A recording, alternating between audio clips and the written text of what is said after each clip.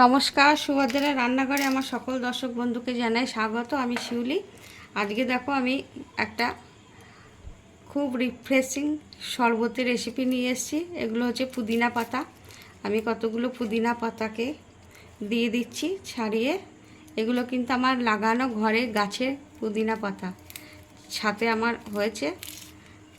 যাই হোক, এক মুঠো পুদিনা পাতা দিয়ে দিচ্ছি, আর ওর সাথে লেবু দেব, আর এই যে শশা দেখছো তোমরা, শশা দেব।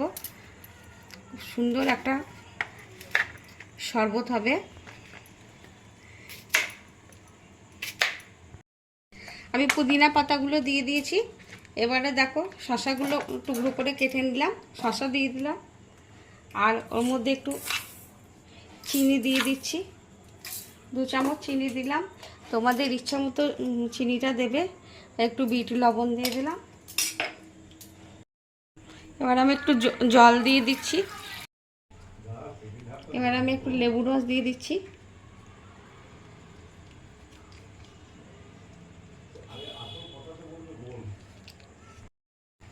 এবার আমি ব্লেন্ড করে নিচ্ছি। এবার দেখো ব্লেন্ড করা হয়ে গেছে। এবার আমি একটু ছেঁকে নিচ্ছি।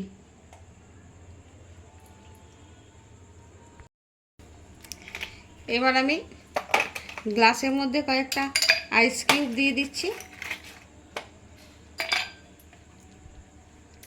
এবারে আমি শরবতটা ঢেলে দিচ্ছি।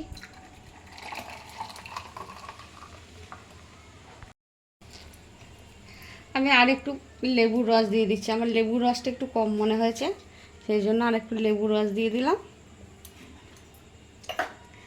এবার একটু সাজিয়ে দিই আমি।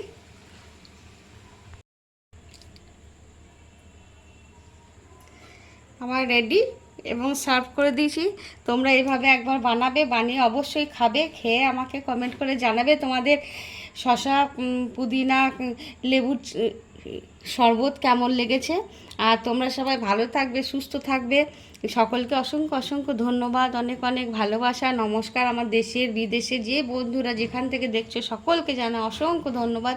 তোমাদের সাপোর্টের জন্য আমি এক পা করে এগিয়ে যাচ্ছি। তোমরা আমার সাথে থেকো। আর তোমরা কি রেসিপি দেখতে চাও সেটা আমাকে একটু কমেন্ট করে জানাবে।